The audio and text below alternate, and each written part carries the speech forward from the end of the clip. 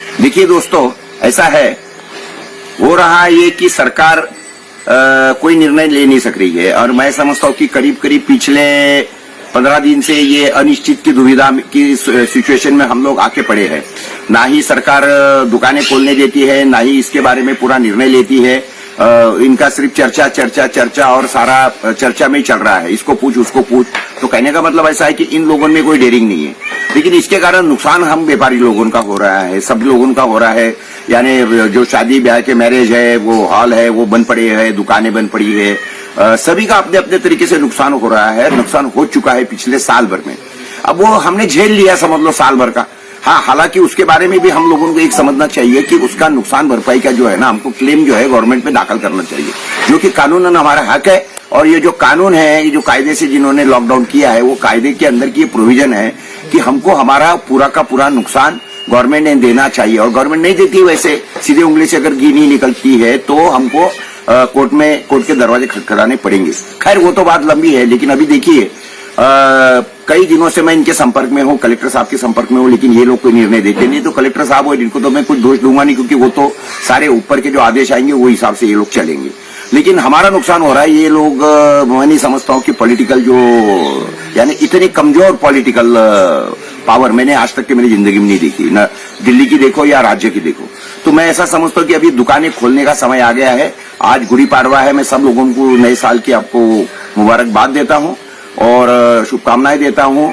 कल अंबेडकर जयंती है, उनको भी अभिवादन करता हूँ। और परसों से तो हमारे मुस्लिम भाइयों के यहाँ रमजान पवित्र रोजे चालू हो रहे हैं, तो उनको भी मैं ढेर सारी शुभकामनाएं इसके लिए देता हूँ। तो अभी सरकार को जो करना है करे, हम लोग हमारी दुकान खोल के बढ़ जाते हैं, क्योंकि हमारा भी पूरे साल भर का जो है नुकसान जो हुआ है और अभी जो फिलहाल में नुकसान चालू है। कई दुकानदार भाइयों ने बोला कि उनके दुकान के भाड़े किसके 10,000, 20,000, 50,000, 80,000 तक के भाड़े हैं। अभी कहाँ से भाड़े भरेंगे और कहाँ से दुकानों को, नौकरों को पगार देंगे, और कैसे वो नौकरों को भी बोलेंगे कि भैया धंधा नहीं तो मैं तेरे को पगार नहीं देता हूँ करके। क्योंकि ऐसा है ना कि उनके भरोसे पे हमारी दुकान रहती है, उनको भी हमको चलते रहना है, वो गरीब बेचारे जाएंगे कहाँ पे। तो अभी हम दुकानें खोलते हैं, जो होगा सो देखेंगे। और इसके बारे में अगर मैंने तो कल ही मेरा एक वीडियो दिया था कि अगर लॉकडाउन करने हैं ना, और आपको बोलना है ना कि break the chain, break the chain, बड़ा बड़ा शब्द वापरते हैं, तो ये अगर चेन ब्रेक करनी है तो हमको ये मंजूर है कि इन्होंने कंप्लीट लॉकडाउन 100%, कि चींटी भी रास्ते पे घूमनी नहीं चाहिए और परिंदा ने भी पर नहीं मारना चाहिए। तो इस तरीके से हम समझे तो 8-10 दिन का हम लोग जाके घर में बैठेंगे, वो हम समझ सकते हैं। सरकार को हमारे को सहकार्य देना है, लेकिन सरकार इस तरीके से सारा अगर लिपापोती वाली और सिर्फ छिछोड़ेपना वाली बातें करती होंगी तो वो हमको मंजूर नहीं है। तो दुकानें अब से खोले, देखेंगे जो होगा सो होगा। और दुकान अगर ये सील करने आते हैं तो इनको सील नहीं करने देने की पहली बात तो विरोध करो।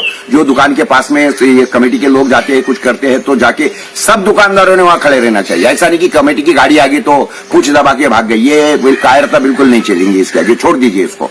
और उसके बाद में ये अगर कोई दंड की पावती होती फाड़ती है तो फाड़ने दो उनको जो फाड़नी है, लेकिन पैसे नहीं देने के, बिल्कुल नहीं देने के। मैं आपको आश्वासन देता हूं कि ये सरकार की तरफ से जितनी केसेस लगेगी ना, तो ये सारी केसेस हम लोग वापिस लेंगे। मैं जब शेतकरी संगठन में काम करता था उस समय पर मैं आपको बताता हूं कि करीब करीब 15,000 16,000 केसेस थी किसानों के ऊपर, मेरे खुद के ऊपर 150-200 केसेस थी। सरकार ने सारी वापिस ले लिया बाद में, क्योंकि उनको कुछ चारा ही नहीं उसके ऊपर। वो नहीं इस तरीके से नाराज करते। हम लोग कोई गुंडागर्दी करने वाले लोग थोड़ी है, हम तो हमारा रोजी रोटी लेके बैठे हैं। और अगर इस तरीके से करते हैं तो ये सरकार को जो करना है करने दो। और अधिकारी लोगों को तो क्या है कि एक नवा, एक उनके हाथ में एक खिलौना मिल गया है, तो उनको भी ऐसा लगता है कि वाह मेरे में क्या पावर है। हमको भी ऐसा लगता था कि मेरे दुकान का मैं मालिक हूँ, लेकिन अभी हमको भी समझ में आ गया कि मेरे दुकान का मैं मालिक नहीं हूँ, तो मैं नौकर से भी मेरी गरीबी की पोजीशन है। कलेक्टर बोलेगा बंद तो बंद, एसपी आएगा बंद तो बंद, वो कमिश्नर आएंगे बोलेंगे बंद तो बंद। तो ये छोड़ दो सारे छिछोरे धंधे, कोई बंद नहीं करने का अपने को, देखेंगे क्या होता है।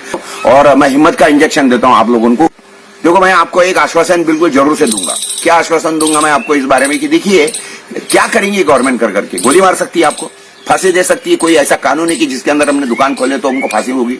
या हमारा जो बोलने का अधिकार है, जो लिखने का अधिकार है, क्या सरकार वो हमसे छीन सकती है? ये कभी नहीं हो सकता है। तो इसीलिए डरिए नहीं और हिम्मत बांध के आगे आइए। एक नागरिक करके और एक रोजी रोटी कमाने वाले लोग हैं, वो हिसाब से आप आगे आइए। आप बिल्कुल चिंता मत करिए, मैं आपको वापस से एक हिम्मत का इंजेक्शन देता हूं और आपके साथ में हूं, इतना मैं आपको आश्वासन देता हूं। देखिए, इससे मुझे कोई तकलीफ नहीं है, इससे मुझे कोई तकलीफ नहीं है।